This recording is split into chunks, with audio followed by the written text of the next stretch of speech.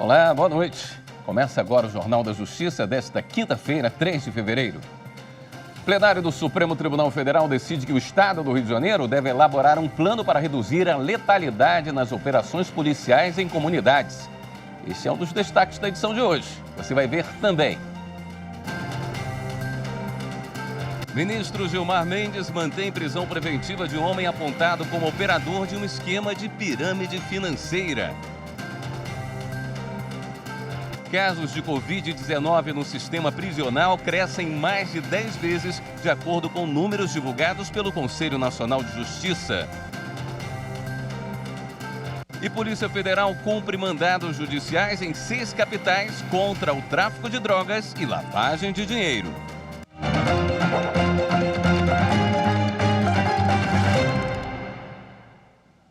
O plenário do Supremo Tribunal Federal estabeleceu medidas para combater a letalidade policial em comunidades do Rio de Janeiro. Entre elas, a criação de um plano para evitar morte nas ações da polícia.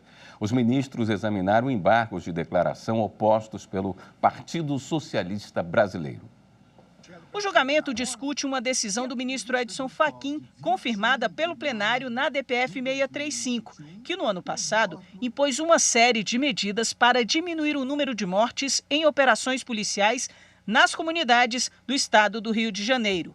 Os recorrentes alegam que há contradições e omissão no acórdão do STF, que deferiu medida cautelar para suspender a realização de operações em comunidades do Rio de Janeiro durante a pandemia da Covid-19 e pedem esclarecimentos sobre a amplitude da decisão cautelar, levando em consideração o provimento da Corte Interamericana de Direitos Humanos, no caso Favela Nova Brasília versus Brasil. O plenário, então, analisou as medidas propostas pelo relator. Houve pontos em que os ministros divergiram. Foi o caso da medida que restringe o uso da força letal por policiais somente para casos extremos ou quando exauridos todos os meios para proteção da vida. Outro ponto divergente foi a determinação de um prazo para que o Estado instale GPS e sistemas de gravação em viaturas e nas fardas dos agentes. Os ministros também discordaram sobre a suspensão do sigilo sobre os protocolos de atuação policial. Diante de alguns pontos controversos, o ministro Edson Fachin fez ajustes conforme o voto do ministro Alexandre de Moraes, mas manteve a divergência em relação a alguns pontos, como a suspensão do sigilo de todos os protocolos de atuação policial do Rio de Janeiro e ainda sobre a determinação de que o MPF investigue a suposta violação à ordem do STF que suspendeu as operações. Entre as medidas propostas pelo ministro Edson Fachin, o plenário validou as seguintes: determinar a elaboração de um plano de redução da letalidade policial, criar um observatório judicial sobre polícia cidadã, dar prioridade às investigações sobre mortes envolvendo crianças e adolescentes, determinar que ambulâncias sejam disponibilizadas em operações policiais e determinar que buscas em residências sejam realizadas somente durante o dia, justificadas por auto circunstanciado enviado à Justiça, com proibição do uso de domicílio ou imóvel privado com base operacional da polícia sem prévia autorização. As estatísticas dos observatórios de direitos humanos, elas revelam que a predominância entre os mortos dessas operações de jovens negros, pobres e desarmados. E, por outro lado, os policiais também são vítimas inconscientes dos efeitos deletérios dessa violência e desse terror. Na sessão de hoje, o plenário também começou a analisar a ação direta de inconstitucionalidade que questiona as federações partidárias. A repórter Marta Ferreira acompanhou a sessão e tem mais informações para a gente. Oi, Marta, boa noite. Boa noite, William. Boa noite a todos. Hoje só houve as sustentações orais. Essa ação ela foi proposta pelo PTB questionando a lei que permite aos partidos políticos se unirem em federações partidárias. Essas federações partidárias foram criadas em setembro do ano passado. Pela lei, os partidos podem se unir para apresentar candidatos majoritários ou proporcionais. O relator dessa ação é o ministro Luiz Roberto Barroso, que decidiu em dezembro do ano passado que as federações partidárias podem se inscrever até 6 meses antes das reeleições. Esse julgamento será retomado na próxima semana. William. Obrigado pelas informações, Marta. Ainda na sessão desta tarde, a ministra Carmen Lúcia falou sobre o caso de Moise Kabagambi, cidadão congolês morto a pauladas no Rio de Janeiro na última semana. O estado de coisas inconstitucionais que foi comprovado no quadro apresentado nesta arguição é, para mim, gravíssimo e, como cidadã brasileira, constrangedor. Especialmente uma semana como essa, em que, entre envergonhados e indignados, nós brasileiros assistimos o bárbaro assassinato de um refugiado a pauladas em espaço público, é algo que nos constrange, envergonha e indigna. Eu sou solidária aos familiares, mas o que isso põe, que foi uma ação de particulares, é uma pergunta que vem desde sempre para mim. Que sociedade humana estamos construindo? O número de novos casos de Covid-19 no sistema prisional brasileiro cresceu mais de 10 vezes em janeiro em relação ao mês anterior. Os dados foram divulgados nesta quinta-feira pelo Conselho Nacional de Justiça. O avanço da Covid foi registrado tanto em pessoas privadas de liberdade quanto em servidores que trabalham nas prisões e no sistema socioeducativo, onde ficam os menores infratores. Em dezembro de 2021, foram 431 casos em todo o país. Já em janeiro deste ano, o número saltou para 4.500, ou seja, mais de 10 vezes. Nesse mês, foram registradas 19 mortes no sistema prisional e 2 no socioeducativo. Para o aumento expressivo dos números, além do avanço da variante Ômicron, o Conselho Nacional de Justiça leva em conta outros fatores, entre eles o represamento de dados que só agora foram encaminhados ao Conselho e o aumento da testagem. Em janeiro, foram notificados 3.900 testes a mais do que no mês anterior. O CNJ também divulgou dados da vacinação. 50,1% do total de pessoas privadas de liberdade e 52,2% dos servidores do sistema prisional e socioeducativo fizeram o ciclo vacinal completo. O Tribunal Superior Eleitoral manteve a desaprovação das contas de Alexandre Calil nas eleições de 2016 por uso de recursos de origem não identificada e determinou a devolução de R$ 2.200.000 ao Tesouro Nacional por uso de verbas irregulares durante a campanha em que Calil foi eleito prefeito de Belo Horizonte, em Minas Gerais, pela primeira vez.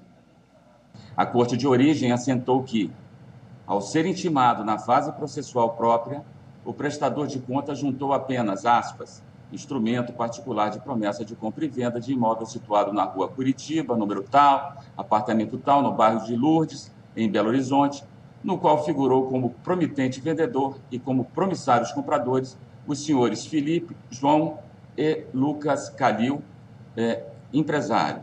Um médico, outro advogado e o terceiro empresário. Também constou que, do acordo, aspas, mas nenhum documento foi juntado naquele momento.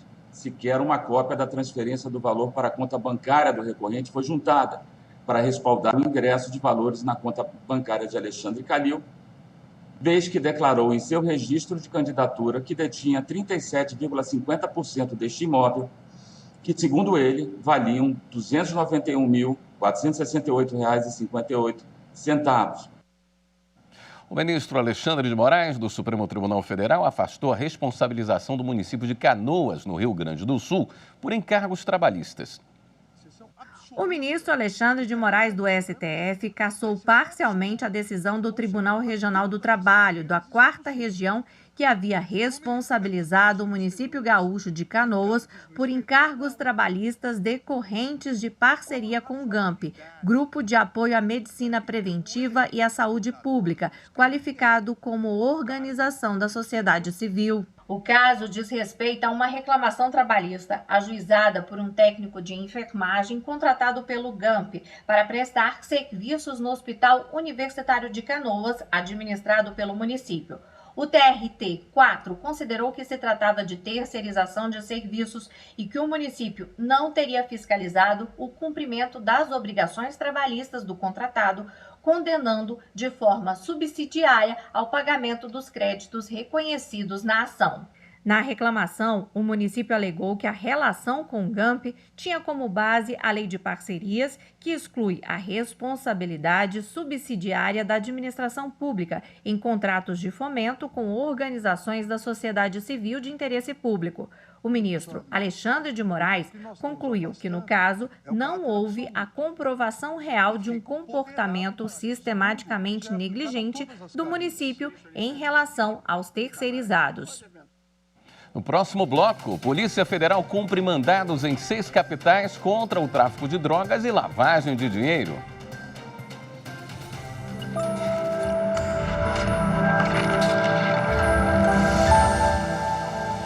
A nossa Constituição Federal, no seu artigo 5º, inciso 10, ela determina que são invioláveis a honra, a imagem e a intimidade das pessoas, de todas as pessoas. E caso esses direitos sejam violados, é possível reclamar indenização.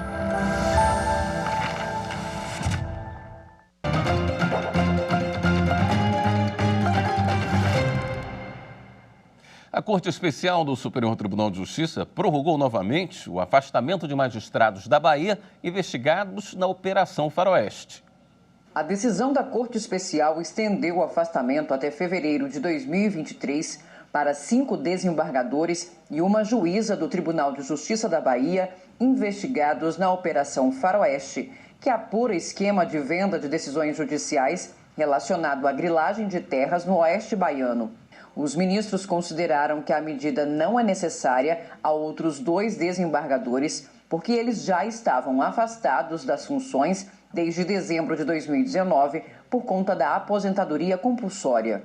Em fevereiro de 2021, a Corte prorrogou o afastamento dos magistrados por 1 ano, prazo que venceria nesta quinta-feira para alguns e na semana que vem para outros. Segundo o relator das ações penais no STJ, ministro Og Fernandes, a medida de afastamento continua necessária, pois as apurações estão avançando, mas não foram encerradas. O relator informou ter sido concluído o calendário de audiências para a oitiva das mais de 200 testemunhas arroladas pelas partes. O ministro acrescentou que outros inquéritos foram instaurados e remetidos à distribuição entre os membros da Corte Especial, havendo a possibilidade de abertura de novas ações penais, o que reforça a conveniência do afastamento.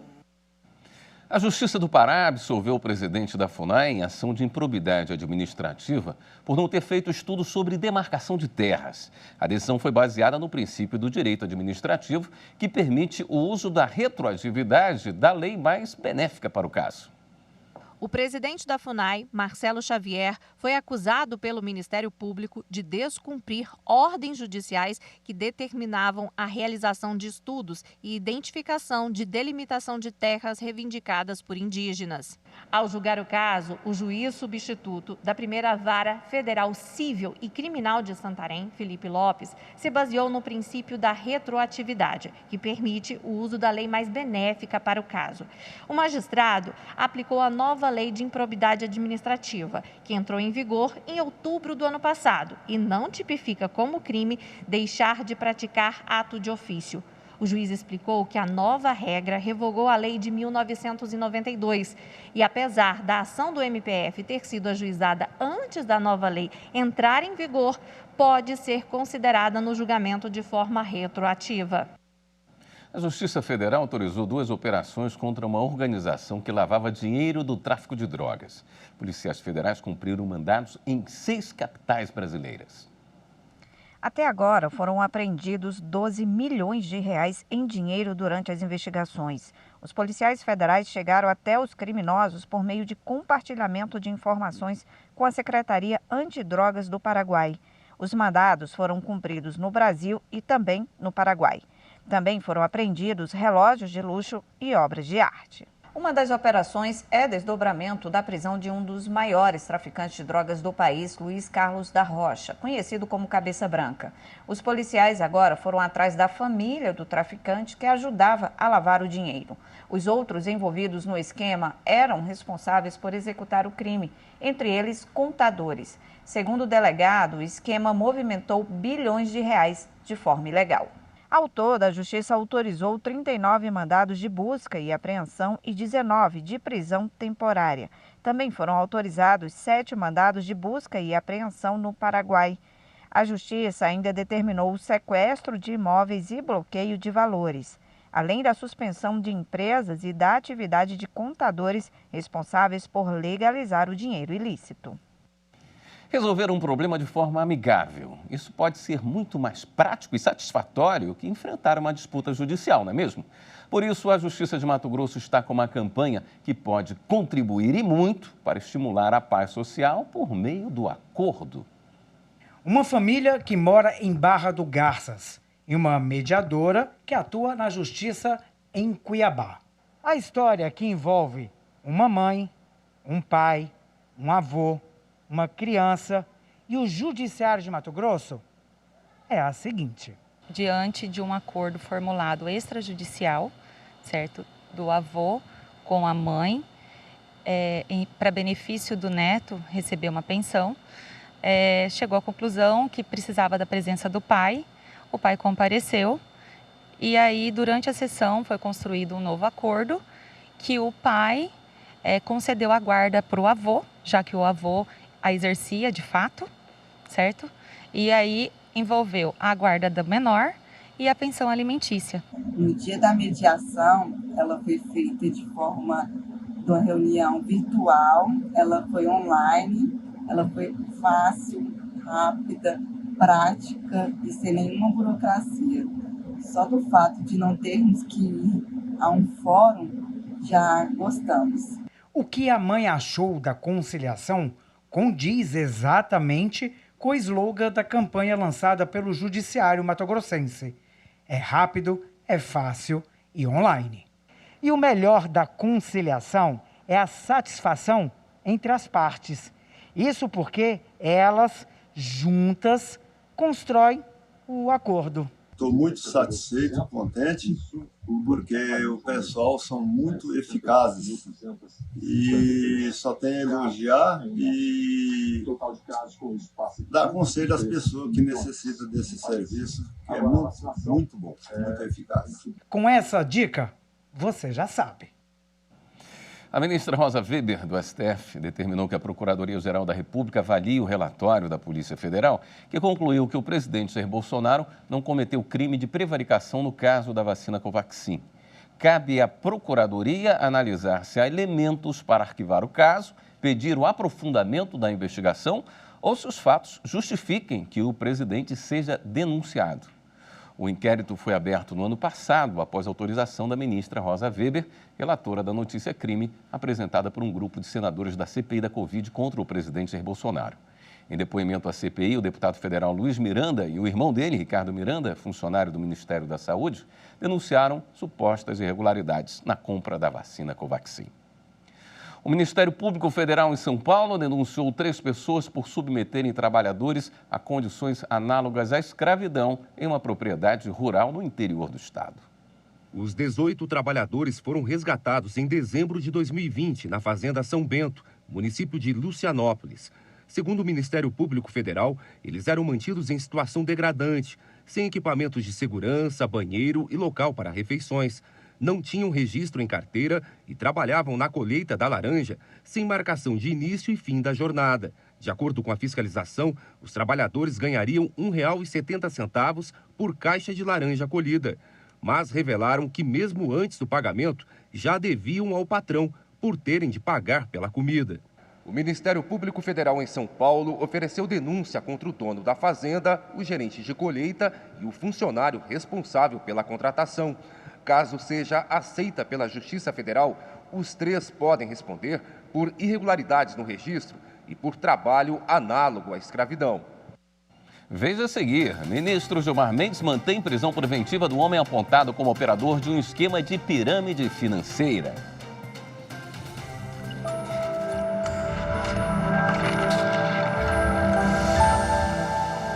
A nossa Constituição Federal, promulgada em 1988, ela contou com a colaboração de várias classes sociais na sua elaboração. E logo ali, no artigo 1º, parágrafo único, já se demonstra todo o espírito democrático em que foi elaborada a nossa Constituição, porque ali consta que todo poder emana do povo.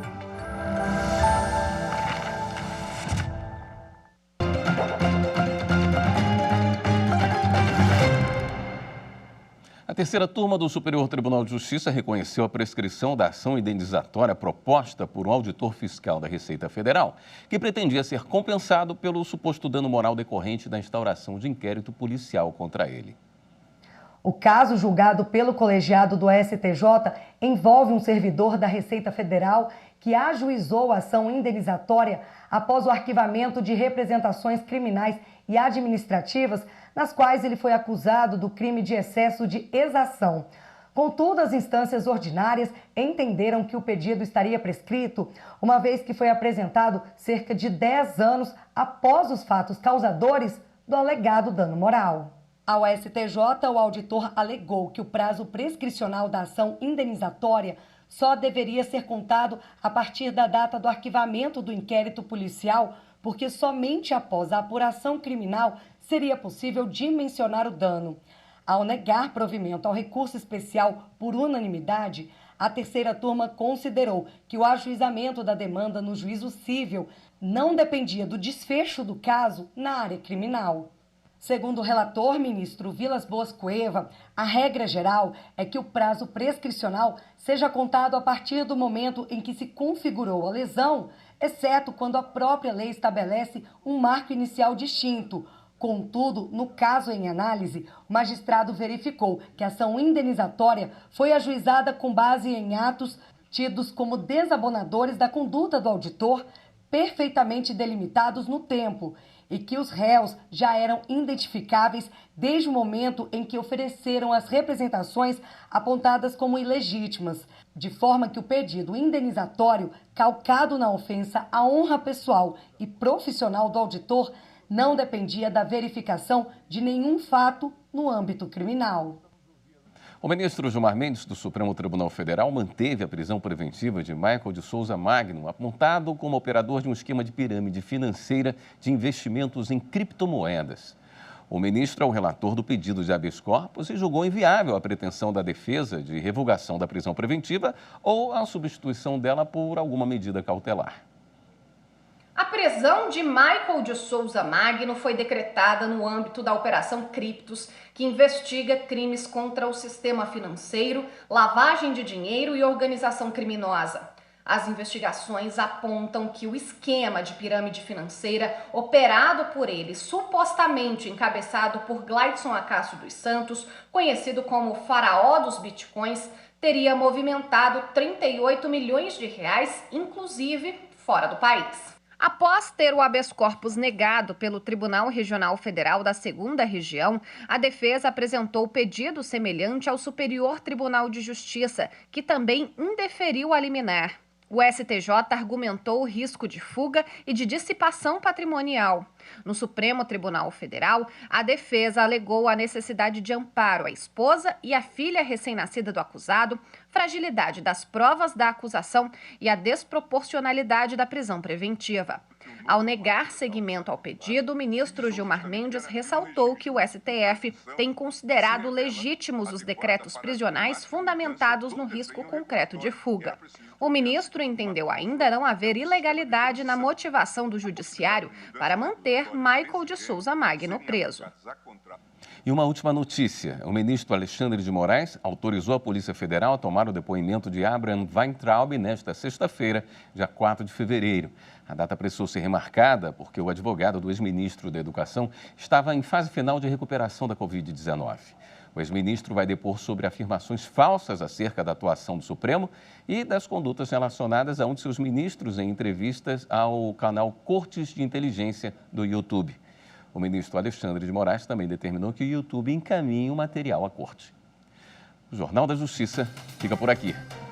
Obrigado pela sua companhia. Até amanhã.